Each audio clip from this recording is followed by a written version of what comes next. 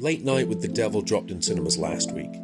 Directed by Cameron and Colin Cairns, and starring David Dastmalchian, the film details a possession happening on a live talk show and looks very good.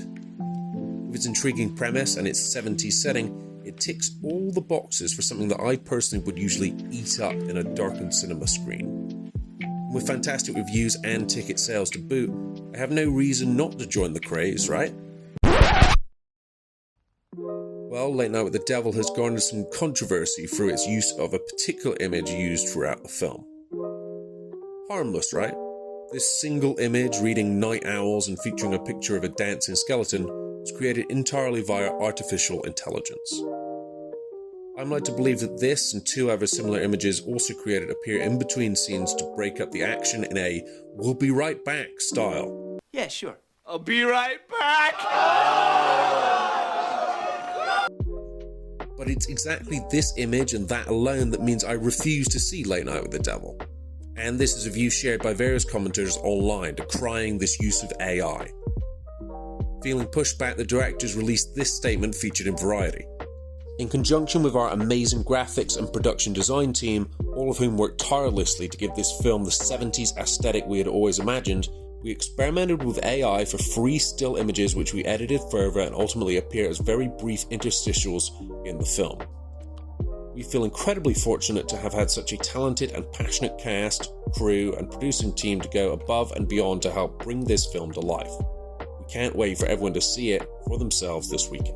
Yeah, and maybe it is as simple as that, but this statement feels like a criminal coming up with a fake alibi. I wouldn't usually have had such a strong reaction to something like this if I didn't believe that it was just the start of many more from the film industry and filmmakers content with cutting corners and denying artists actual work in favour of cheap, frankly crappy images made by fucking robots. And I can't help but believe the reason that the picture of the skeleton in front of you has been received so poorly online from fans is because it's so small and it features in such a clear love letter of a movie.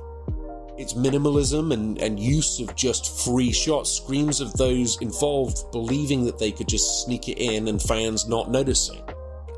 This of course also arrives what feels immediately after the writer and actor strikes created for fair wages, residuals, and to limit the use of AI in place of actors and creatives.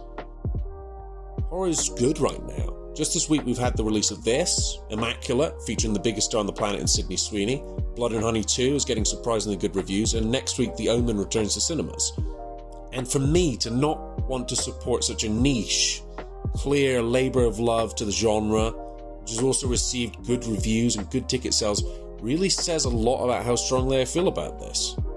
Because if we just let this kind of shit fly, when does just free AI created images turn into 4?